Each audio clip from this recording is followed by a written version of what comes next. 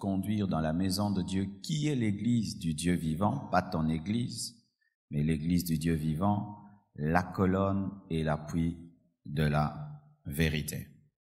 Amen. Je ne vais pas revenir sur ce que j'ai dit hier, parce qu'il y a beaucoup de choses à dire, mais je vais quand même répéter la définition que nous donnons à l'éthique dans le ministère pour que cela reste ancré en chacun de nous, de sorte que chacun de nous sache de quoi nous avons parlé. Nous sommes en train de dire que l'éthique dans le ministère, c'est une condition sine qua non pour servir Dieu. C'est comment savoir se conduire dans la maison de Dieu. C'est la bonne manière de vivre dans l'exercice du ministère. C'est l'ensemble des règles morales à respecter pour être un serviteur de Dieu modèle. C'est l'hygiène morale à respecter quand on sert Dieu ainsi que son peuple. C'est le code de vie du Lévite et du sacrificateur dans le Nouveau Testament. C'est l'ensemble des choses qu'on peut faire ou ne pas faire dans l'exercice de son ministère. C'est une des manières principales du serviteur de Dieu de manifester le caractère de celui qui l'a envoyé. L'éthique dans le ministère, c'est vivre sur la terre conformément aux règles du royaume des cieux qui nous a mandatés sur terre. Et l'éthique, c'est le caractère de Christ dans l'exercice du ministère. C'est le caractère de Christ dans l'exercice du ministère. Amen. Hier, j'ai parlé de l'éthique dans la gestion de l'argent, de l'éthique dans la sexualité. J'ai parlé contre la rivalité et la compétition. Aujourd'hui, je vais parler de 10 choses dans l'éthique dans le ministère. Voici la première chose qu'il faut éviter et ne jamais faire dans le ministère. Il faut éviter la familiarité avec le peuple de Dieu. Il faut éviter la familiarité. Pourquoi faut-il éviter la familiarité? Parce que la familiarité brise le mystère et le mystère paralyse, et sans mystère, le ministère est paralysé. Je répète, il faut éviter la familiarité avec le peuple de Dieu parce que la familiarité brise le mystère et sans mystère, le ministère est paralysé. Voici le verset biblique. Et Jésus l'a dit plusieurs fois dans son ministère. Jean 4, verset 44. Il a répété plusieurs fois dans les évangiles. Car il avait été déclaré lui-même qu'un prophète n'est pas honoré dans sa propre patrie. Un prophète n'est pas honoré dans sa propre patrie. Qu'est-ce qui fait qu'un prophète ne soit pas honoré dans sa propre patrie? Parce qu'on le connaît bien, il est familier. On l'a vu naître, grandir, recevoir l'appel de Dieu, et puis, c'est pourquoi les propres frères de Jésus-Christ avaient du mal à croire en lui. C'est pourquoi ses propres frères ne pouvaient pas croire que celui-ci qui est né de Marie, comment il peut dire qu'il est fils de Dieu? Amen. La familiarité. La familiarité, c'est une intimité exagérée avec le peuple de Dieu, où tu deviens leur pote, tu deviens leur grand-père, où tu deviens bonbon, biscuit pour eux, où tu es tellement proche d'eux qu'ils oublient même que tu es serviteur de Dieu. Et souvent, nous tombons dans la familiarité pensant être bon, que c'est ça l'amour, que c'est ça l'humilité. Non, c'est pas ça. Les prophètes dans l'Ancien Testament avaient l'habitude d'habiter des montagnes. De sorte que lorsqu'il descendait de la montagne, rien que sa descente voulait dire que Dieu va parler. Lorsque Samuel est seulement descendu de la montagne, on l'a dit, ta venue annonce quoi? Pourquoi? Il n'était pas dans la familiarité, il était dans le mystère. Et quand tu es familier, même quand tu vas dire Dieu m'a dit, on va croire que tu blagues. Même quand tu vas gueuler, on va croire que c'est habituellement. Il parle comme ça, c'est son habitude de gueuler. Ça va faire que ton ministère n'aura pas d'autorité. Tu seras démystifié. Parce que ce qui donne la puissance au ministère, c'est que les gens croient que tu es serviteur de Dieu. Si les gens arrêtent de croire que tu es serviteur de Dieu, finis ton influence. Si tu deviens banal, tu deviens comme tout homme. Amen. Alors, je crois que je dois creuser là. Faites très attention aux gens qui vous ont connu avant le ministère, vos amis. Ton ami qui t'a connu païen, et puis un jour il te rencontre sur la route et il veut te ramener dans votre amitié passée. Non, tu dois lui montrer, c'est vrai, je suis ton ami passé, mais je suis maintenant serviteur de Dieu. C'est comme dans le monde. Quelqu'un devient président de la République, tu vas l'arrêter sur la route pour lui dire que vous avez étudié ensemble et lui manquer du respect? Non. Et il y a des gens comme ça qui vont toujours travailler à te rappeler ce que tu étais avant ton appel. Les membres des familles aussi. Ton père, ta mère, tes frères et sœurs dans la chair. Des fois, du fait que vous avez grandi ensemble, vous vous êtes battus, vous avez dormi sur un même lit. Des fois, ils ont du mal à croire. Et c'est à toi maintenant d'imposer ton mystère, d'imposer que tu es serviteur de Dieu. Je ne dis pas d'être orgueilleux, mais d'imposer ce que tu es. Je donne un exemple. Tu commences à travailler, mettons, à la CIA, et tu as des secrets. Est-ce que tu vas commencer à les dire à tes amis? Non, dis-nous, nous sommes ton ami, dis-nous tout. Tu vas le faire? Non, tu vas imposer ce que tu es devenu. Il en est de même avec l'œuvre de Dieu, le mystère. Et si tu es marié, ta femme, même si tu dors avec elle, elle doit te respecter en tant qu'homme de Dieu. Si tu es servant de Dieu, ton mari doit te respecter en tant que servant de Dieu. Si tu n'as plus de mystère, c'est ainsi que vous voyez des hommes de Dieu, ils prêchent, sa femme ne croit même pas. Il prêche, ses enfants ne croient même pas. Parce qu'il n'a pas de mystère, parce qu'il est tombé dans une mauvaise familiarité. Comment? Je suis serviteur de Dieu, même devant ma femme, même devant mes enfants. Si ma femme fait quelque chose qui n'est pas biblique, je dis non. La Bible dit. Mais si elle voit que je suis biblique à l'église, mais à la maison, je tolère des choses, elle va dire que je n'ai pas de mystère. Mes enfants, tu mens. Non, tu as menti. Tu as menti. Ah, même à la maison. Ils voient que tu restes la même personne qui est sur la chair jusqu'à la maison. Sinon, tu perds le mystère. Parti. Ainsi, ton autorité s'en va. Il y a des personnes qui aiment tout le temps s'approcher des personnes élevées. Et ce n'est pas mauvais. Mais il y a des gens qui s'approchent des personnes élevées par Dieu seulement pour les démystifier, pour te prouver à toi-même que tu es un homme et se prouver à elle-même que tu n'es qu'un homme. De telles personnes, il faut leur donner des coudées. Amen. Approche près de toi les gens qui, malgré que tu les approches, continuent à te respecter. Mais les gens qui, lorsqu'ils commencent à s'approcher, c'est pour te démystifier, donne-leur de l'écart. Pourquoi? Pour les sauver. Amen. Parce que même dans la boxe, ce sont seulement les coups qui sont donnés avec une certaine distance qui portent.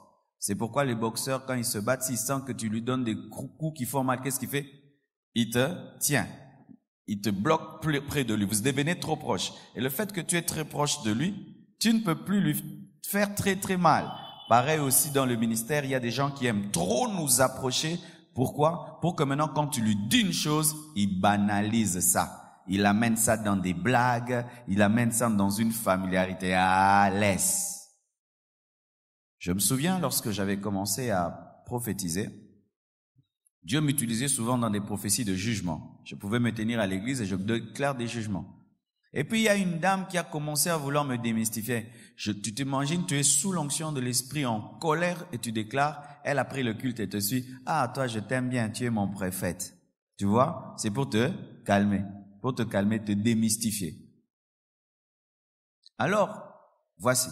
Si tu remarques que quand tu commences à trop côtoyer quelqu'un, il ne respecte plus ton ministère, il ne respecte plus tes paroles, il ne te prend plus au sérieux, tu sens que le respect diminue, il faut lui donner de l'écart. Il faut lui donner de l'écart, sinon il ne va plus te respecter et tu ne pourras plus l'aider. Le jour où Dieu parlera dans ta bouche pour le sauver, il va croire que tu joues. Je donne un exemple. Aujourd'hui, n'est-ce pas que nous, les nations, nous croyons en Jésus-Christ plus que Israël, n'est-ce pas? Israël ne croit pas en Jésus-Christ. S'il y a des Juifs qui croient en Jésus, il y en a peu nombreux. Mais voilà que nous, les Africains, nous croyons en Jésus, alors qu'il n'est pas mort sur nos montagnes, il est mort à Golgotha là-bas. Pourquoi? C'est un mystère pour nous. Mais pour eux, ils peuvent dire non, d'ailleurs il habitait par ici, il passait par là, sa maman était là, Joseph et tout et tout. Alors, si Dieu t'appelle parmi des personnes qui t'ont connu avant ton appel, tu dois sérieusement t'imposer. C'est pourquoi tu remarques que si tu prêches à une assemblée qui t'a beaucoup écouté, ils t'écoutent autrement, mais quand tu vas prêcher dans une assemblée qui t'écoute pour la première fois, ils sont étonnés. Pourquoi? Parce que la familiarité brise le mystère et diminue l'autorité du ministère. Il y a des prédications que j'ai données ici, c'était calme, mais quand je prends les mêmes prédications, je mets sur l'internet, c'est le monde qui bouge. Pourquoi? Eux, ils m'ont pas connu. Ils me voient seulement sur internet. Mais vous me voyez comment j'entre et tout. Si tu n'as pas de personnalité, tu perdras ton mystère. C'est pourquoi un homme de Dieu n'est pas tout le temps en train de rigoler, de ricaner, de blaguer avec les gens. Non, tu vas perdre ton mystère. Ou tu fais des blagues, tu étais à la chair avec autorité, mais quand tu descends, des blagues, tu permets que les gens te tapotent, te touchent. Non. Non, tu n'auras pas de l'influence sur ces gens. Tu seras pour eux peut-être un bon ami qu'ils aiment bien, mais tu ne vas pas les influencer. C'est-à-dire que par tes paroles, ils ne prendront pas des décisions déterminantes dans leur vie. Amen, hein? C'est pourquoi, faites ceci. Lorsque tu commences à former quelqu'un et tu trouves qu'il devient trop proche de toi, laisse cette personne, confie-la à quelqu'un d'autre. Amen. Ça, je le faisais lorsque j'étais responsable parmi les responsables de l'église et que je formais un nouveau converti. Après un temps, je le confiais à quelqu'un d'autre lorsque je trouvais qu'il y avait de la familiarité. Et comment tu peux savoir qu'il y a la familiarité? La première fois, quand la personne te reçoit, tu vois, elle tremble. La deuxième fois, elle commence à se permettre des choses. La troisième fois, elle peut être au téléphone pendant que tu causes. La quatrième fois, elle peut même te laisser poireauter au salon pendant qu'il fait quelque autre chose. Sache déjà que tu n'as plus de mystère. Quitte-la. Va-t'en. Amen. Tu n'as plus d'influence. Amen. C'est pourquoi il y a des choses qu'il faut refuser. Moi, par exemple, même quand je vais à l'étranger, tu ne peux pas me tutoyer sans ma permission. Tu, non, vous. Il faut me tutoyer que si je te permets de me tutoyer. Si je ne t'ai pas permis de me tutoyer, tu ne peux pas me tutoyer parce que je ne suis pas ton ami. Il faut dire vous. Et puis je dis arrête, hein, dis tu. Parce qu'il y a certains qui tutoient par manque de respect. Amen. Quelqu'un vient, tu viens de prêcher, tu sers Dieu, il vient te saluer, te secoue la main. Non, il faut dire frère, il faut plus faire ça. Il faut pas faire ça. Il y a des gens comme ça. Il vient, il te donne des coups de tête. Ça va, pasteur, des coups de tête. Non, frère, ne fais plus jamais ça. Bonjour. Même les sœurs, tu viens bisous. Non, si moi je te tends la joue, oui. Mais si je te tends pas la joue, tu peux pas venir me commencer à me donner bisous. Ce sont des choses importantes. Pourquoi? Parce que tu es un homme. Maintenant, tu dis que tu es un homme serviteur de Dieu. Si maintenant tu n'as pas une certaine manière de te comporter, les gens vont pas prendre au sérieux tes paroles parce qu'ils ne voient pas Dieu. C'est ta manière de te comporter qui détermine le sérieux qu'il te donne. Amen. Hein? Évitez la familiarité. Évitez cela. Ou à l'occasion de rien, quelqu'un t'appelle. Ça va, tu vas bien? Comment tu vas? Oui, pasteur, comment tu vas? Comme si tu étais son ami, tu sens qu'il veut que vous puissiez papoter au téléphone comme des amis. Non, non, non, non. Parce que le jour où maintenant tu voudras lui parler de la part de Dieu au téléphone, il va croire que c'est rien. Mais il y a des gens qui t'appellent vraiment, tu sens qu'il sait bien. Pasteur, comment allez-vous? Tu sens que c'est l'amour d'un fils envers son père. Là, c'est bon. Mais d'autres, tu sens qu'il veut une amitié. Comme il papote avec ses amis au téléphone, s'il manque quoi à faire, il prend son téléphone. Aux vrai. Il pour le bien vrai. À tout nos vrai qu'on répondre était. Comme ça, il apprendra que avec toi, ça doit être sérieux. Parce qu'il a 1000 amis. Alors, il ne doit pas t'ajouter comme le 1000e ami. Amen. Et l'amitié avec un homme de Dieu, ce n'est pas comme l'amitié de ce monde. L'amitié de ce monde, plus on devient ami, plus on se manque du respect, n'est-ce pas? N'est-ce pas? Plus on devient ami dans le monde, c'est quand on commence à se manquer du respect. Mais si Dieu te permet d'être l'ami d'un homme de Dieu, c'est dire que tu dois être la personne qui le respecte le plus sur la terre. Si l'amitié que tu as avec les gens diminue le respect, ce n'est pas l'amitié selon Dieu. Vous comprenez ça? Évitez la familiarité. Où tu vas dans la maison d'un fidèle, tu vas t'asseoir, tu commences à regarder la télévision, et puis on te sert un foufou, tu manges, et puis tu es encore là, et puis on commence à t'envoyer, amène-moi ça, amène-moi ça, amène-moi ça. Ha! Frère, tu as faim, reste chez toi à la maison. Amen, hein? Prie Dieu, développe la foi. Dieu va commencer à te nourrir. Ne perdez pas. Tu vas quelque part, et puis un fidèle commence à t'envoyer. Moi, j'ai vu des choses, c'était terrible. Un homme que je respecte beaucoup, et devant moi, j'avais une toute petite fille qui l'envoie, d'aller lui prendre des trucs qu'elle avait laissés dans la voiture. Un grand pasteur. Je dis, c'est pas vrai. Si cette petite fille peut avoir le courage d'envoyer ce grand monsieur lui prendre des choses dans la voiture, donc, c'est terrible, quoi. Ça peut pousser des choses, hein. Penser des choses. Amen. Donc, il y a tellement de choses à dire à ce sujet. C'est pourquoi évitez d'être trop souvent avec un fidèle. Amen. Trop souvent, trop souvent, trop souvent, trop souvent, trop souvent. Vous allez commencer maintenant, vous commencez à parler du mal des gens ensemble et sache que quand tu parles, tu pêches avec quelqu'un, il pêchera un jour contre toi. Celui avec qui tu pêches, pêchera un jour contre toi. Lundi, tu es avec le fidèle. Mardi avec le fidèle. Mercredi avec le fidèle. Tu es tout le temps chez lui. Tout le temps chez lui. Tout le temps chez lui. Tout le temps chez lui. Tout le temps chez lui. Il n'y a rien à dire tout le temps. Tout le temps. Tout le temps. Tout le temps. Tout le temps. Tout le temps. Il te manquera du respect. Ton estime va diminuer dans son cœur. Amen, hein? Il faudrait que chaque fois que tu rencontres un fidèle qui trouve que c'est l'homme de Dieu qui est venu, pas son pote. Amen, hein? Pas son pote. C'est pourquoi je déconseille aux serviteurs de Dieu d'être des gens qui se promènent partout. On va au coin, on te voit, on monte comme ça, on te voit, on descend là, on t'a vu, on t'a vu, on t'a vu, on te voit partout. Non, non, non. Sois un homme qui garde son mystère. Des fois, le mystère, c'est des fois, tu parles pas. Amen. Tu vois, tu es parmi les fidèles, ils commencent des blagues qui n'ont pas de tête et de queue. Toi aussi, tu entres dedans. Tu gardes silence. Tu es là. Tu le regardes. Tu dis rien. Ils entrent dans des blagues. Toi aussi, tu entres dans des blagues. Et derrière toi, tu ajoutes. Et puis, tu ajoutes. Et puis, tu ajoutes. Et tu ajoutes. Et après que tu aies blagué comme ça, fermons les yeux. Prions.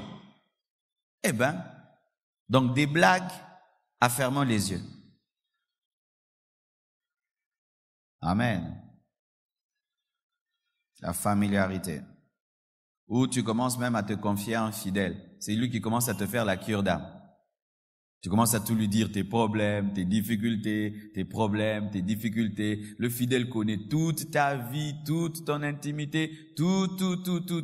Faites attention à ces fidèles qui aiment tout le temps poser des questions. Tout le temps. Toi, tu es mon fidèle, tu veux connaître toute ma vie. Qu'est-ce que c'est? Ou tu veux tout maîtriser sur moi? Non, non. Non. Ouais, il te pose telle question, tu réponds. Il te pose telle question, tu réponds. Il te pose telle question, tu réponds. Tu réponds. Et puis il commence à dire ça. Naïbiez bien, n'est-ce pas? Il y a un jeune garçon à l'église qui voulait se faire passer pour quelqu'un de très important et commençait à raconter partout. Pasteur Azapir Nanga, Pasteur Pire Nanga, naïbiez bien. Je le dis devant tout le monde. Toi, tu me connais bien. Toi, tu es mon pire. De quoi? Parce qu'il y a des gens qui font ça. Dans le secret, il est en train de te démystifier auprès des gens. Il dit aux gens, je les connais bien, c'est mon pote, c'est mon pire, c'est mon pire. Comme ça, pendant que tu parles, les gens ne te prennent pas au sérieux à cause de ce qu'il dit. Amen, hein? Les gens appelleront ça orgueil, mais archi faux. Les hommes ne respectent que les gens mystérieux. Quand tu perds ton mystère, fini le respect, on te jette dans la poubelle. Le ministère, c'est cela. C'est pourquoi les prêtres, ils habitent les couvents. Amen. Même côté manger. Tu peux manger dans un endroit fermé, mais tu peux pas sortir là, tu es au coin là, tu prends des ngouba, tu commences à manger devant les gens, tu prends un gros beignet, tu commences à manger devant les gens, tu manges devant les gens. Tu perds ton mystère. Tu peux manger que dans des endroits secrets, avec d'autres serviteurs de Dieu, ou un lieu fermé en famille, mais tu peux pas être en train de manger devant tous, ou là tu urines en pleine route. C'est grave, où tu marches, tu craches. Oui. Des si petites choses, mais qui sont capables de te dégrader dans l'échelle de valeur des hommes. Des si petites choses. Amen. Il faut éviter la familiarité, car il est écrit qu'un prophète n'est pas honoré dans sa propre patrie. Voici encore toujours, parlant du mystère, vaut mieux aller là où tu es célébré que là où tu es toléré. Ça, c'est un principe qu'un grand serviteur de Dieu a dit. Tu vas dans une maison, on te tolère. Dans une autre maison, on te célèbre. Va dans la maison, on te célèbre. Comment? Tu vas dans une maison, quand tu arrives, prions. Ils prennent du temps pour venir. Ils te parlent pendant qu'ils suivent la télé, ils te coupent la parole, ils te taquent pendant que tu parles. Et dans une autre famille, quand tu arrives, homme de Dieu priant, on te respecte, tu parles, ils croient. Va plus dans l'autre maison là. Jésus-Christ ne mangeait pas dans toutes les maisons. Hein. Jésus, le Fils de Dieu, la Bible nous dit il a mangé chez qui? Chez Marie, chez Marthe, chez Pierre. Amen. Hein? Même Jésus. Vous allez remarquer que les gens qui ne l'honoraient pas, ils ne s'en occupaient pas trop, les Sadducéens, les pharisiens, ils ne s'en occupaient pas trop, ils leur donnaient pas trop de temps. Seulement lorsqu'ils devenaient ses disciples, ils se concentraient sur les pêcheurs de poissons qui l'honoraient. Mais des fois, le problème dans le ministère, tu te concentres sur les gens qui te tolèrent au lieu de te concentrer sur les personnes qui te célèbrent. Amen. Hein? C'est pourquoi même, quand même le ministère monte et tu commences à prêcher dans une église, après un temps, si on t'invite trop, il faut couper. Il faut couper. Chaque année, tu prêches là-bas. Chaque année, tu vas voir. Le traitement va commencer à changer. La première fois, ils vont se donner la peine de venir te prendre à l'aéroport. La deuxième fois, ils vont commencer à envoyer leur fils spirituel te prendre. La troisième fois, c'est toi-même qui descendras. La première fois, ils vont se battre, te trouver quand même un hôtel bien. La deuxième fois, ils peuvent même te mettre dans la maison d'un fidèle et dormir avec leurs enfants. Parce qu'ils sont habitués à toi. Alors avant qu'on puisse te démystifier, toi-même arrête. Jésus-Christ, des fois, on voulait qu'il reste dans un endroit, il disait quoi? Il faudrait que je puisse aller de l'autre bord. Supposez que Jésus-Christ ait eu un ministère de 60 ans. Ce serait comment? Il prêche à un endroit, les gens ne vont pas. Pourquoi? Amen. Hein? Quand on t'invite trop dans un endroit, trop, après un temps, tourne-toi vers d'autres endroits où tu n'as pas encore prêché, parce qu'il y a tellement d'âmes à prêcher qu'il ne faut pas que certains puissent entendre 1000 fois ce que les autres n'ont pas entendu une fois. Amen. Hein? Ça crée toujours des problèmes avec le temps, un problème de respect. Tu prêches, tu disparais, et puis tu reviens encore. 2, 3, 4, 5, c'est bon. Quand ça devient trop, il faut t'en aller. Souvent, des problèmes naissent. Amen. Hein? C'est pourquoi même si tu es leader de l'église, c'est toi le pasteur, des fois tu prêches et puis tu laisses, tu disparais, tu laisses d'autres personnes prêcher et puis tu reviens. Comme ça, les gens ont envie de t'écouter. Amen. Hein? Mais quand c'est toi, de janvier en décembre, mercredi, vendredi, dimanche, c'est toi. Les gens se fatiguent. Des fois, il faut laisser la chair. Tu laisses d'autres personnes prêcher, parler. Comme ce dimanche, les gens vont bien m'écouter. Le dimanche passé, j'étais pas là. D'autres ont prêché. des fois, il faut aérer les choses. Dans cette conférence, je ne suis pas le seul. Il y aura quelqu'un d'autre au deuxième module qui va parler. Et puis tout ça, c'est important, de peur que les gens ne se fatiguent de toi et que tu deviennes la manne du désert. Tu connais la manne du désert au début? Ils étaient contents. Mais après, ils ont dit rien que la manne, quand est-ce qu'on aura la viande? Amen. C'est pourquoi des fois dans le ministère, il faut voyager. Tu vas ailleurs. Un dimanche, tu n'es pas chez toi, tu prêches ailleurs. Un autre, tu voyages. C'est bien parce que ça aide que les gens ne tombent pas dans la familiarité. Amen. Et il faut éviter de faire toujours les choses de la même manière. Des fois, tu fais les choses autrement. Jésus n'était jamais dans un système. Jamais. Les miracles, c'était toujours autrement. Aujourd'hui, nous prêchons assis. Ça fait nouveau. Amen. Hein? Et il y a des gens sur Internet qui m'ont posé la question, mais comment tu t'assieds? Tu es devenu vieillard. Jésus-Christ prêchait-il debout assis? Lorsqu'il a posé la question, celui qui n'a jamais péché, qui lance la pierre, il était debout assis. Réponds-moi. Des fois, on devient plus spirituel que la Bible. Amen. Quand Jésus-Christ a célébré la Sainte Seine et qu'il a enseigné sur la Sainte Seine, il était debout assis. Il était assis parce que c'était la table. Donc, tous amoulimou et lekate bandeko. Amen. Mais, voici.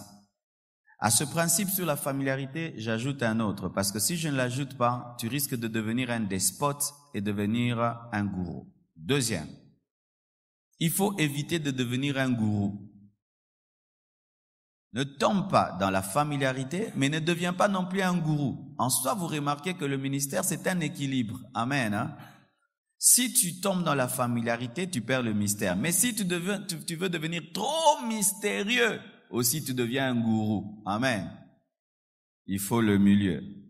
On appelle ça être une main de fer dans un gant en velours. Amen. Hein? Une main de fer dans un gant en velours. Comment? La Bible dit dans Jean 13, verset 25, « Et ce disciple s'étant penché sur la poitrine de Jésus lui dit, « Seigneur, qui est-ce » Amen. Le même Jésus-Christ qui dit qu'un prophète n'est pas honoré dans sa propre patrie, parlant de la familiarité qui brise le mystère dans le ministère, le même Jésus-Christ accepte que Jean puisse dormir sur sa poitrine. Amen. Ça veut dire que malgré que c'était quelqu'un qui veillait sur son mystère, il permettait quand même à certaines personnes bien choisies de percer le mystère jusqu'à dormir sur sa poitrine. Amen. Ne sois pas un gourou. Ne sois pas un dictateur dans le ministère. Les dictateurs engendrent toujours des hypocrites qui finissent par se rebeller. Dirige l'Église dans l'amour, dans la fermeté, dans la discipline en étant modèle, mais ne deviens pas un gourou. Si tu deviens un gourou, tu veux devenir Dieu. Et comme tu veux devenir Dieu, Dieu va te détruire car tu veux devenir une idole pour son peuple. Amen. N'ayez pas une autorité charnelle dans le ministère. Dans le ministère, l'autorité n'est que spirituelle. Mais si ça devient l'autorité charnelle, comme les politiciens, comme les rois de ce monde, ce n'est pas la parole de Dieu. L'un des grands serviteurs de Dieu de la Bible, Moïse, un homme dont le visage rayonnait, pouvait intercéder même pour une personne qui avait touché à son autorité. Mon frère, si toi tu aimes trop l'autorité, tu aimes trop être chef, si Dieu ne te brise pas, tu auras un mauvais ministère. Il y a des gens qui naturellement, ils aiment commander les gens. Ils aiment ça. Depuis qu'il est enfant, il aime commander. Commander pour lui, c'est un plaisir. Quand tu viens avec cette nature dans le ministère, tu vas échouer. Tu vas échouer. Tu seras trop autoritaire. Tu vas commencer à confondre la maison et l'église. Tu vas commencer à confondre la politique de ce monde et l'œuvre de Dieu. Tu vas commencer à confondre le royaume et être serviteur de Dieu. C'est pourquoi lorsque tu exerces ton leadership, vérifie et dis toujours, est-ce que Jésus pouvait faire ça? Amen. Hein? Est-ce que Jésus pouvait faire ça?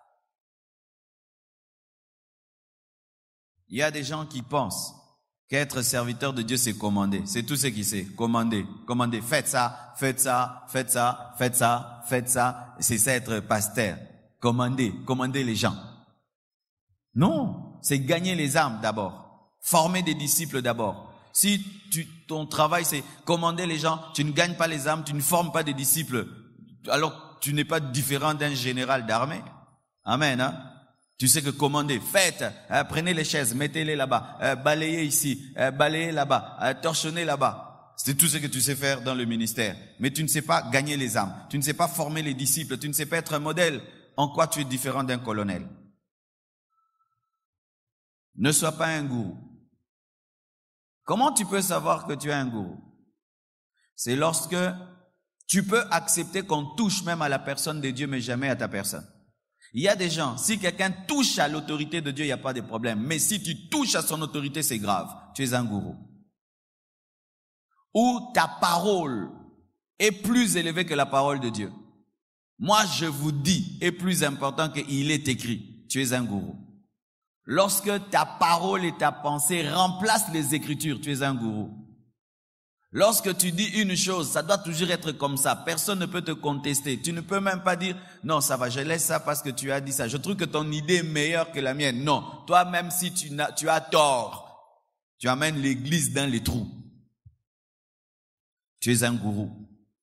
Lorsque tu as un leadership de terroristes, les gens, au lieu de te suivre parce qu'ils t'aiment, ils te suivent parce qu'ils ont peur de toi. Tu es un gourou. Dieu, nous ne le suivons pas parce que nous le craignons. Nous le suivons parce que nous l'aimons. Mais le diable, on le suit parce qu'on le craint. Ainsi, c'est un leadership luciférien. Amen, hein? Luciférien. Il y a des gens qui aiment trop les honneurs. Trop les honneurs. Quand lui doit entrer à l'église, on doit sentir que c'est le pasteur maintenant qui entre. Il y a une chanson spéciale. Quand il veut prêcher, même si c'est une église dans laquelle il prêche tous les jours, il faut qu'on les présente toujours. Ah, on va te présenter dans ta propre église. Et si on te présente, vous présentez bien Télélo. D'ailleurs, ici à la Compassion, on me présente pas. C'est mon heure de prêcher, je monte, je prêche. Pourquoi on va me dire maintenant, nous invitons le pasteur, nous invitons. Il faut toujours un tralala, quoi. Une cérémonie autour de ta montée sur la chaire, une chanson spéciale, des choses spéciales. Ah, c'est terrible. Ou il faut un grand trône. Je suis pas contre dans les églises que des fois les serviteurs de Dieu puissent avoir des chaises un peu bas. Ici, on s'assied sur les mêmes chaises que vous. Mais si il y a des églises où on met quand même des chaises un peu spéciaux, c'est pas grave. Mais quand ça devient trop spécial, là c'est pas normal. Où j'ai vu dans certaines églises des chaises comme ça, là maintenant, et ils tournent comme ça. Tu as envié Mobutu ou quoi? Mais oui, si tu as ça dans ton cœur, même si aujourd'hui Dieu ne t'a pas élevé, c'est ce que tu feras. Quelle est ta relation avec l'honneur? Ta relation et l'honneur, c'est quoi? Quand tu arrives dans un endroit où on ne t'honore pas comme un homme de Dieu, ça te fait quoi? Si ça te blesse, tu as des mauvais gènes. Quand j'étais un fidèle, un jour, un homme de Dieu est venu. Il s'est assis derrière. Et j'avais remarqué seulement il était grand de taille et puis il était costaud et puis j'ai dit peut-être c'est un papa, seulement on l'a mis là. Le lendemain après, c'est lui qui nous avait prêché à l'église. Je l'ai respecté. J'ai dit waouh, et il n'était pas assis derrière en colère comme un enfant de Dieu. Ça m'avait touché dans mon enfance et j'avais dit moi si je deviens pasteur, je serai comme ces gens de pasteurs-ci où la chaise n'est pas importante pour moi, c'est parler. Pimelanga kiti me pesanga micro. Fansanga tana mabele me pesanga micro. Alléluia. Quelle est ta relation avec l'honneur? Quelle est ta relation? Au point où nous arrivons à des niveaux où les gens doivent entrer dans nos bureaux en s'agenouillant. Comment ça? En s'agenouillant. Tu commences à la porte, tu t'agenouilles devant maman. Oh, dis, vraiment. Mais ça, c'est grave, ça. Et quel verset biblique il trouve pour des telles sottises?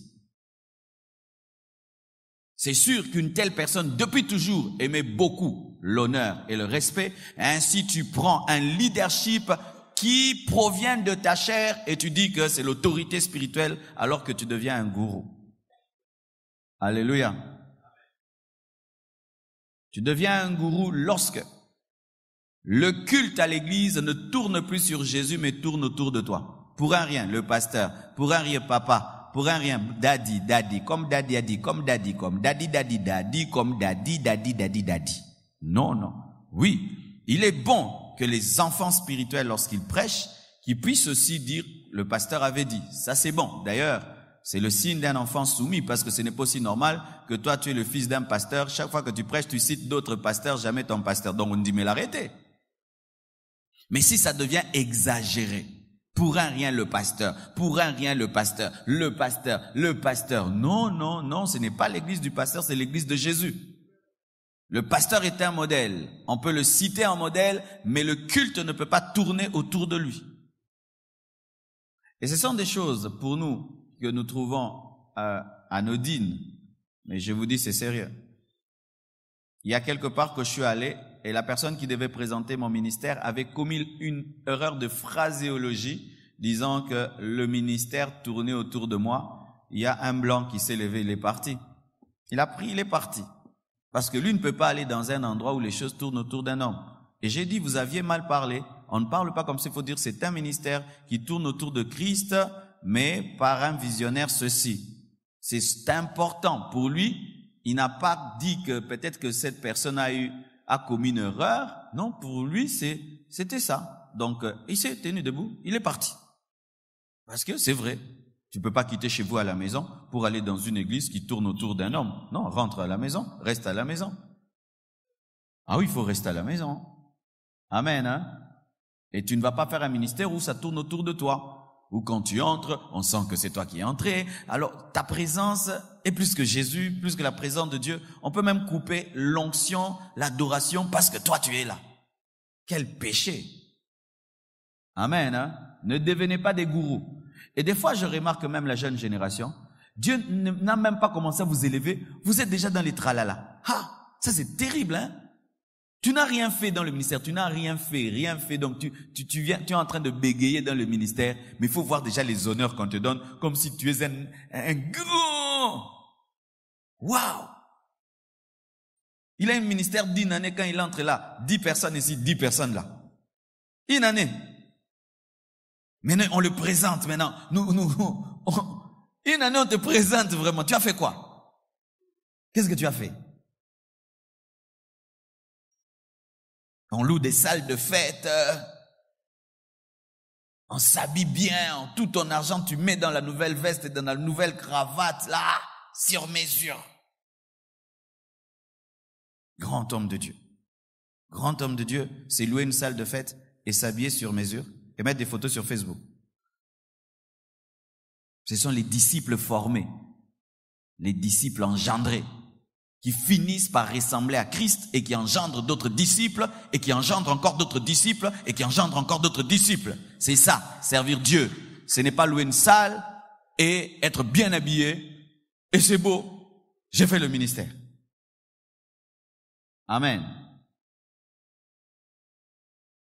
Alors, comment peux-tu parvenir à ne pas tomber dans la familiarité et ne pas être un gourou? Parce que quand tu fuis la familiarité, ça te pousse à être un gourou. Et quand tu refuses d'être un gourou, tu risques d'être trop familier aux gens. Amen. Hein? Comment y arriver? J'aime cet exemple. Jésus-Christ est avec Pierre et lui dit, ce n'est ni la chair et le sang qui t'ont révélé ces choses. Amen. Un compliment, n'est-ce pas? Pierre, waouh, Jésus-Christ m'a dit que ce n'est ni la chair et le sang qui m'ont révélé ces choses. Mais après, il dit à Pierre, arrière de moi, Satan. C'est dire ceci. Ne sois pas statique, sois dynamique. En 2 moments, je suis souvent avec Sion, je peux le faire rire. Ah, Sion, tu es bien habillé, n'est-ce pas? Et puis des fois, Sion, tu as mal fait. Comment tu as fait ça, n'est-ce pas? Il sait que le pasteur peut me faire un compliment, mais le pasteur peut aussi me gueuler. Je l'habitue à mes 2 facettes. Je peux lui faire un beau compliment. Ah, waouh, Sion, que ça te va bien cette veste. Mais Je n'ai pas aimé la manière dont tu as fait ça, ne le fais plus jamais. Tu es dans les deux. Mais si tu es quelqu'un qui jamais tu ne fais des compliments, toi tu te dis là, pas ça, tu es un gourou. Mais si aussi tu es tout le temps compliment, mais quand la personne dévie, tu ne ramènes pas, tu es familier. Être dynamique. Amen, hein? De sorte que tu as le comportement divin en fonction de la réaction des gens. Amen. Sinon, tu deviens bonbon ou piment. Vous comprenez ça? Aussi, troisièmement, il ne faut jamais demander la chair. Jamais demander la chair ou toquer aux portes des églises. Jamais. Ça, c'est une formation qu'on nous a donnée. 2 Corinthiens 5, verset 12. La Bible dit ceci. Nous ne nous recommandons pas de nouveau nous-mêmes. Amen. Parce que d'ailleurs, la recommandation, est-ce qu'on peut se recommander soi-même? Je vois, il y a des gens qui veulent étudier à l'UPC. Quand ils veulent étudier à l'UPC, c'est 2 Corinthiens 5, 12. 2 Corinthiens 5, 12. Quand ils veulent étudier à l'UPC, qu'est-ce qu'ils font? Il est déjà intelligent, il a déjà son Minerva, il a son argent, papa veut qu'il étudie, mais il vient à l'église et on dit, recevez cet étudiant, il est ceci dans notre église, on signe, parce qu'il ne peut pas signer lui-même, il ne peut pas se recommander. Il en est de même dans le ministère, tu ne peux pas te recommander. Tu ne peux pas aller dire à quelqu'un, donne-moi la chair que je prêche. Tu ne peux pas aller dans des églises frappées, je veux prêcher. Ça va faire ceci. On va pas bien te recevoir. Si tu me demandes de prêcher, et puis tu prêches, après que tu aies prêché, je m'en vais, tu vas pas te fâcher? C'est toi qui voulais venir. Mais si je t'invite, je dois bien te traiter parce que c'est moi qui suis venu déranger ton programme. Ne frappez jamais aux portes. Ça prouve ceci, que tu ne crois pas que le Saint-Esprit de Dieu va te recommander, que tu ne crois pas en la fidélité de Dieu, tu ne crois pas en la providence de Dieu. Et je t'assure, lorsque Dieu t'appelle, il te donnera tellement de boulot que tu vas même refuser de prêcher. Si je te montre, maman Mimi est là, les nombres d'invitations que j'ai et auxquelles je ne réponds pas, sur 10 invitations, même pas 10, sur 50 invitations, je ne réponds qu'à 2 ou 3 invitations. Pourquoi? Parce que Dieu m'appelle d'abord ici et je ne peux pas être dans toutes les églises du monde et je néglige là où Dieu m'a établi. Master Changalite. Ezalipa. Akatelo. Abakselo pe mwamba alors. Alléluia. Ne demandez jamais la chair. Dans cette église, si même je sens, tu ne demandes pas, je sens que tu te plains que tu ne prêches pas, tu ne prêcheras plus jamais. Dans cette église, si seulement tu demandes d'abord, seulement tu demandes, là vraiment, tu vas faire même 4 ans. Et si je sens que tu te plains de ne pas prêcher, c'est-à-dire que yo lela otea, ça prouve que tu as l'orgueil.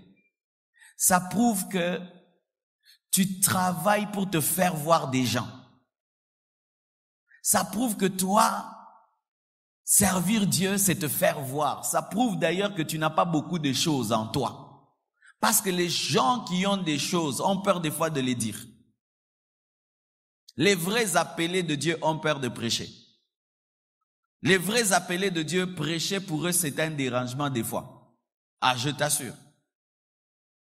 C'est une responsabilité. C'est-à-dire que tu n'as plus peur de l'œuvre de Dieu. C'est comme un chirurgien qui dit, Yarana pas solo liboum, Yarana pas solo liboum, oh bangate, bon so bominga, Yarana pas solo liboum.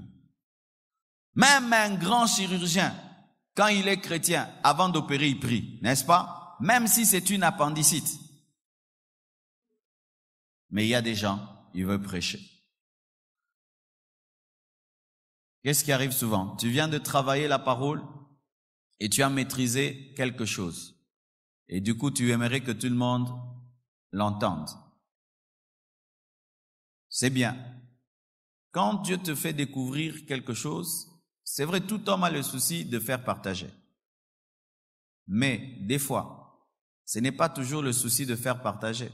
C'est le souci de montrer que maintenant on a maîtrisé, qu'on connaît, qu'on est devenu une personne importante. Et des fois, ça peut être le souci de l'argent. De l'argent. Ne frappe jamais aux portes d'une église pour l'argent. Jamais, jamais, jamais, jamais. Parce que quand tu prêches, sache ceci, que la personne la plus importante dans l'auditoire, ce n'est pas l'auditoire, c'est le Dieu de la parole qui t'écoute. Et il doit dire Amen. Faites très attention. Pourquoi dans beaucoup d'églises, il y a des problèmes? Ce sont des gens qui luttent pour prêcher. Et maintenant, c'est quoi? Ils donnent le cadeau au pasteur. Il y a des églises terribles. Donc, pour prêcher, il faut corrompre les pasteurs. Si tu lui donnes des cadeaux, tu commences à prêcher. C'est terrible, hein? Tu casses l'autre au bureau du pasteur. Lui, maintenant, il prêche plus. Maintenant, c'est toi, maintenant, qu'on met, tu prêches. Ne faites jamais ça. Amen. Tue en toi cette envie-là de vouloir être à la chair. Tue ça. Souvent, les gens qui ont tout le temps la chair, ce sont les gens qui ne cherchent pas la chair. Ce sont les gens qui ont la chair. Je viens de prêcher dans, je crois, l'une des plus grandes églises de Lubumbashi. Les gens me demandent, qu'est-ce que tu as fait pour y être? Je ne sais pas, je n'ai rien fait. Je n'ai rien fait. J'ai prêché il y a longtemps dans une conférence, je crois il y a 3 ans, et on était invités, moi et le pasteur là, j'ai prêché avant lui, il a prêché avant moi, il a apprécié. Il a dit, pasteur, je t'inviterai un jour chez nous. Point. Mais jamais je l'appelle, pasteur. Ndeni.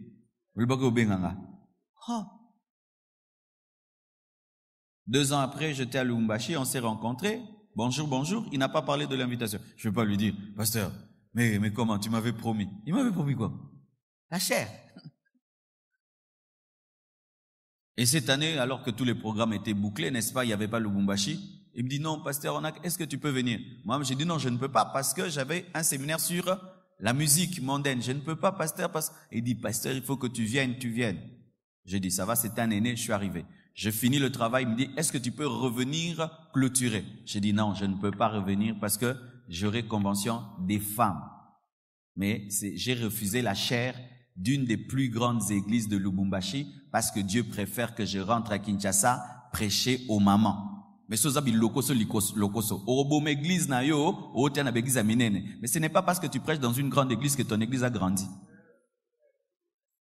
C'est pas parce que tu prêches dans une grande église que ton église a grandi. Il vaut mieux que tu travailles dans ta petite église jusqu'à ce qu'elle grandisse. Amen, hein? Ne viens jamais tuer mon fils, comme j'en ai vu certains. Il dit, pasteur Marcelo, tu as des relations. Maintenant, est-ce que tu peux pas, comme tu ne donnes pas ta chair à toi là, tu peux pas me recommander chez tes amis? Pour se bêter tes coudes.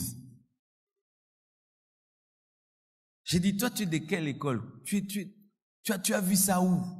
Tu as vu ça où?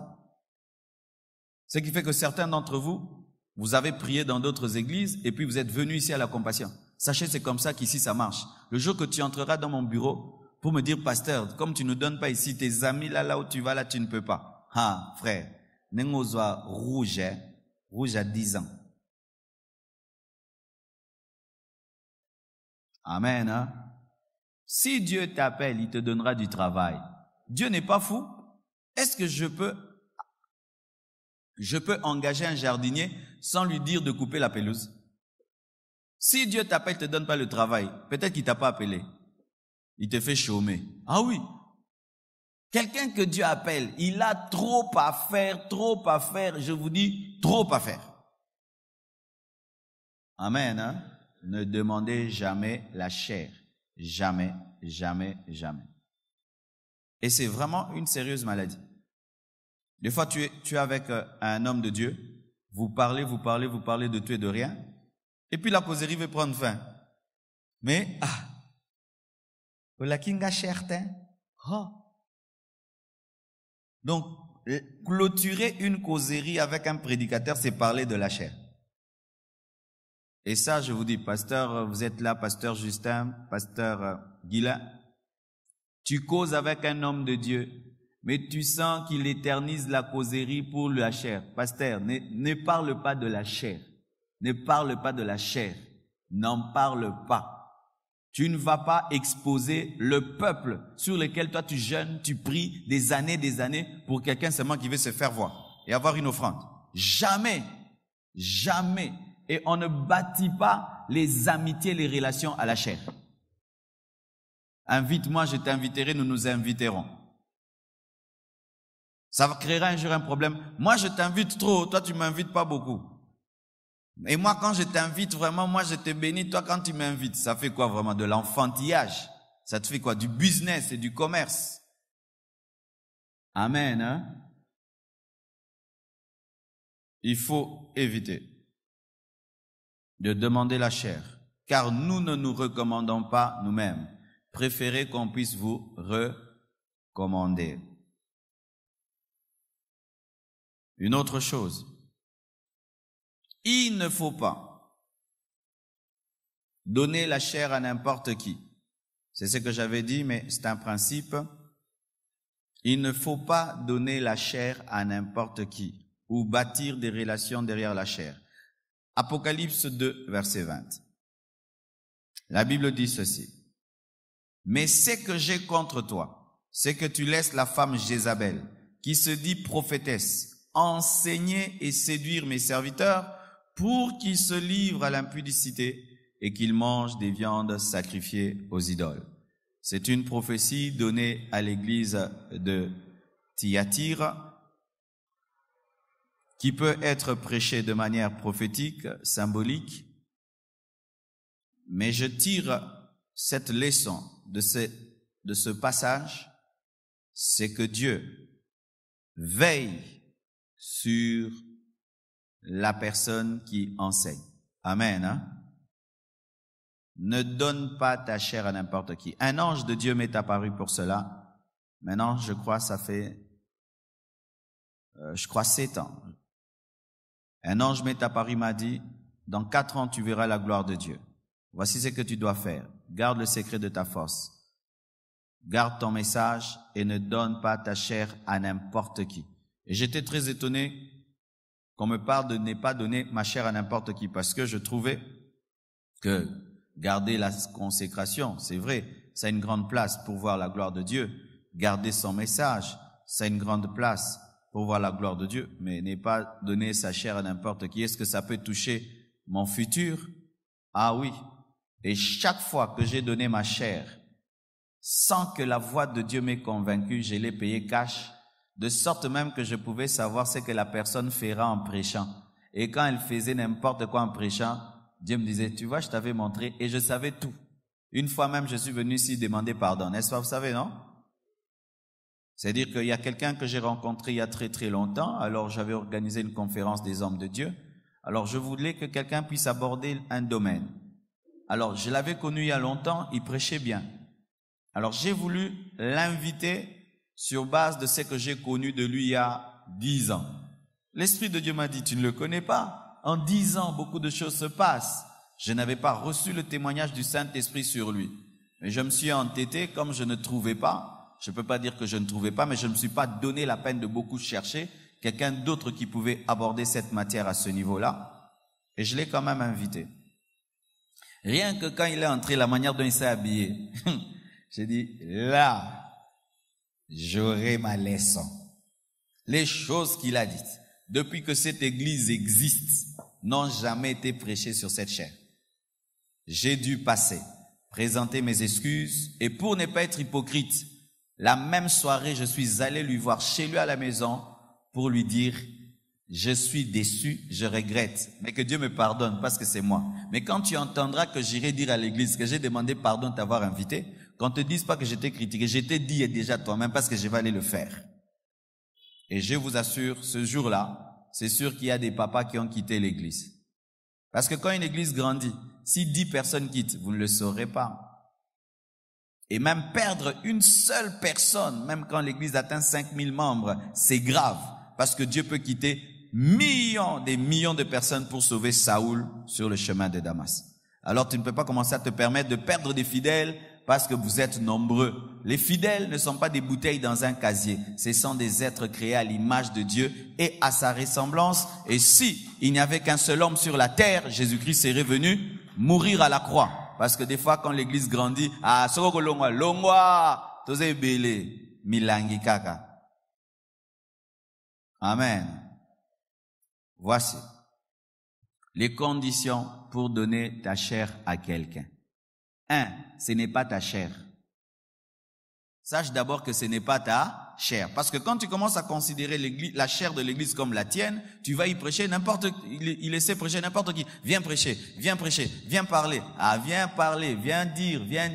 Moi, je suis fatigué de prêcher, viens prêcher. Ah, vous causez là, ah, viens prêcher. Ce n'est pas ta chair. Amen, hein? Est-ce que le pilote peut décider de céder le volant, ça s'appelle quoi? Le quoi? Guidon? Le pilote, c'est quoi? Ah, nous tous ici, on ne sait pas. La commande. Ah, que Dieu te bénisse. Est-ce qu'un pilote peut laisser la commande comme ça, comme il veut? Il entre là, il dit, quel est le passager qui aimerait faire un tour? Mais la chair, c'est plus que même la commande d'un avion. On ne donne pas ça pour donner, on ne donne pas ça par politique, on ne donne pas ça par diplomatie, on ne donne pas ça par amitié, on ne donne pas ça par relation, non. Et si tu ne trouves que personne ne peut prêcher ce jour-là, et toi-même tu es fatigué, chantez. Oh, pourquoi personne ne prêche? Dieu m'a dit, moi-même, la personne, et chantons. Mais que ça ne t'arrive jamais. Amen. Ne donne pas la chair à des personnes qui vivent dans le péché. Amen. Quelqu'un vit dans le péché, ne lui donne pas la chair. À moins que tu ne le saches pas. Parce qu'il y a des gens qui sont hypocrites, toi tu ne connais pas sa vie, tu penses qu'il craint Dieu. Mais si tu le sais, même si c'est ton ami, même si c'est ton père spirituel, même si c'est le grand révérend du monde entier qui quand il vient dans une église, il amène des millions de personnes, ne lui donne pas la chair. Vaut mieux avoir ta petite église que d'avoir une grande église par quelqu'un qui pêche. Parce qu'il communiquera sa vie à l'église. Amen. Ne donne pas ta chair à quelqu'un qui va contredire ta doctrine. Ne donne pas ta chair à quelqu'un qui va contredire ta doctrine. C'est-à-dire que quand tu causes avec lui, déjà tu sens que doctrinalement vous êtes différents. Il ne pêche pas, il vit dans la sainteté. Mais côté doctrine, vous ne vous entendez pas. Ne lui donne pas la chair. Par une prédication, il est capable de détruire tout le ministère et tu recommences à zéro. Amen. Aussi, ne donne pas ta chair à quelqu'un qui, dans ses manières éthiques, pas dans la doctrine, dans ses manières éthiques, n'est pas dans l'éthique de ton ministère. Je donne un exemple. Nous, ici à la Compassion, jamais avant de prier pour les gens, on leur demande l'argent. Maintenant, lui, il peut venir, il prêche, il dit maintenant je vais prier pour que les gens soient bénis, mais bénissez-moi d'abord. Ne l'invite pas. Amen. Si dans ses manières, il est impoli, il est mal poli avec les gens, et ça va frustrer le peuple de Dieu, ne l'invite pas. Il y a des gens, non, qui pètent mazane et pas kolam. Il y a des gens qui prient dans une église, pas pour l'onction, mais pour l'éducation. Ils peuvent avoir toute l'onction du monde, s'il n'y a pas d'éducation, ils prieront pas là-bas. Amen. N'invite pas quelqu'un qui est sous un scandale et qui n'a pas encore justifié qu'il n'est lavé. Parce que ton église ne doit pas être le lieu où il se lave. Vous comprenez ce que je dis? Quelqu'un sous un scandale et jusque-là tout le monde est dans la tourmente. On ne sait pas si c'est vrai, on ne sait pas si c'est faux. Laisse-le d'abord finir et que Dieu le justifie que c'est faux pour que tu viennes le justifier à ta chair parce que toi tu n'es pas l'avocat ecclésiastique. Parce que certains veulent se faire les avocats. Alors, comme on est en train de le salir dans la ville, moi je l'invite pour le justifier. Tu es Dieu. Et si ce qu'on dit était vrai? Et si ce qu'on dit était vrai? Amen. Hein? Ne donne pas ta chair à quelqu'un pour qu'il te donne de l'argent. Parce qu'il y a certains prédicateurs tellement riches à qui on donne les chairs Parce que après qu'il ait prêché, il peut vous acheter la parcelle, il peut faire du bien à l'église et on les invite. Même s'il prêche des bobards et il raconte des histoires, il est très invité parce que ce qui est important, ce n'est pas ce qu'il prêche, c'est ce qu'il fera après. Je vais donner du travail. Alors, avant qu'il donne du travail, il faut lui donner le micro. Et vous somnolez pendant toute la prédication, vous attendez maintenant qu'il dise « Napesi Moussala ». Amen. Hein? Ne donne pas ta chair à quelqu'un si tu sais qu'il ne sait pas prêcher. Amen. Hein? Si tu n'es pas sûr que cette personne ne prêche pas efficacement, ne la donne pas. Ne la donne pas. Elle peut croire que non, l'ingangati. Non, non. Même dans les équipes de football, on aligne quelqu'un que si on sait qu'il va marquer. Si maintenant ça devient de la complaisance, même si c'est pas prêché, donnons-lui quand même la chair. Alors que toutes ces personnes viennent écouter quelqu'un parce que le pasteur va être complaisant. N'est-ce pas que pendant que la personne prêche mal, vous regardez qui? Vous regardez qui? Les Arabotara, pasteur. Ils te disent, oh, pasteur, où tu vas? Et souvent, c'est ce qui arrive dans les ministères amis. Toi, tu es un bon prédicateur. Ton ami n'est pas un bon prédicateur, mais maintenant, lui, il t'invite beaucoup à prêcher chez lui parce que quand toi, tu prêches chez lui, comme tu es un bon prédicateur, tu édifies l'église. Maintenant, en contrepartie, toi aussi, tu aimerais l'inviter alors que tu sais que lui, il est peut-être fort dans l'organisation, il est fort dans l'intercession, fort dans ceci, mais côté prêcher, il ne sait pas que pour faire bien, vient quand même aussi prêcher ce quoi, la lycée l'église, alors que yo la lycée la église t'es. C'est pourquoi servir Dieu, il faut avoir de la personnalité, Si tu n'as pas un cœur dur, tu vas pas servir Dieu, tu vas être complaisant. C'est-à-dire que des fois dans le ministère, tu sais que tel n'est pas content, mais tu continues ton chemin parce que t'es pas content. Bando te amakasi, na tinda kyo te amabe, na mtuna te na mnogono. Bien-aimé, lorsque dans le ministère, tu tombes dans la complaisance, tu n'auras pas la vitesse. Tu seras comme quelqu'un qui met un pneu, mais tu sais que le pneu est crevé, mais pour faire plaisir au pneu, tu es kara. O comment siga t'es. S'il s'avère que tu invites un prédicateur avant qu'il monte à la chaire, il est habillé de manière mal, amène-le dans le bureau. Si tu peux lui changer la veste, tu lui changes. Amen. Tu dis vraiment, ici, pantalon rouge, bleu, kaki, vert, papa arc-en-ciel. Moi, tu as changé là-bas. Oui. Où il vient, il a des grosses croix, des bagues. Toi, tu ne savais pas que lui, quand il prêche, il porte ça. Parce qu'il y en a comme ça, tu le rencontres comme ça en privé, il est habillé classique. Mais maintenant, il vient comme ça. N'aie pas honte. Amen. Hein? Parce que tu sais que mettre à la chair quelqu'un avec, surtout ici par exemple, quelqu'un avec des grosses croix et des... N'est-ce pas que Compassion Koufi? Tu l'appelles papa, pardon. Tu l'amènes là-bas. Oh, ok, l'ongolate. Ok, papa. Oui. Si tu n'as pas ce courage-là, il montera, il prêchera et il te laissera des problèmes. Et même, quand tu as donné la chair à quelqu'un, si pendant qu'il commence à prêcher, tu sens que de manière claire et nette, il est en train de détruire l'église, coupe-lui le micro. Pichou, voici.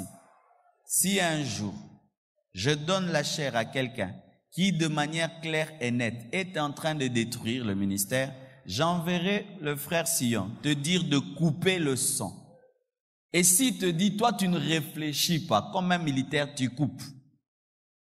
Et si il a déjà dit des choses qui ont troublé le peuple au point où l'église peut mourir, ne laisse pas le peuple partir ainsi. Monte sur la chair, remets la doctrine en place. Tu sais pourquoi? Une personne qui a entendu une fausse doctrine, c'est 7 personnes qui l'ont entendu, car ils ont toujours l'habitude d'aller le dire. Mais rarement une bonne chose n'est répandue. Mais une mauvaise, c'est tout le monde qui le saura. En disant toutes ces choses, vous avez compris une chose, que tu ne peux pas être serviteur de Dieu sans avoir le caractère.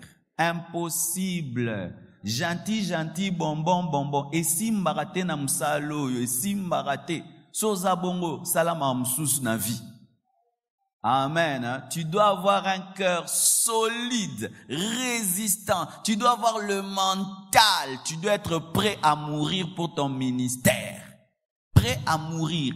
Prêt à mourir pour ton ministère. Comme David qui était prêt à affronter un lion, un ours pour la brebis. Vous vous imaginez ce niveau-là? Prêt à affronter l'ours et le lion pour une brebis. Quand tu es serviteur de Dieu, pour ton appel, tu dois voir ça. Les gens sentent que pour ton appel, tu es prêt à affronter le lion et l'ours. Ainsi, Dieu te confiera des plus grandes choses. C'est pourquoi il a donné à David la royauté. Que Dieu vous bénisse abondamment.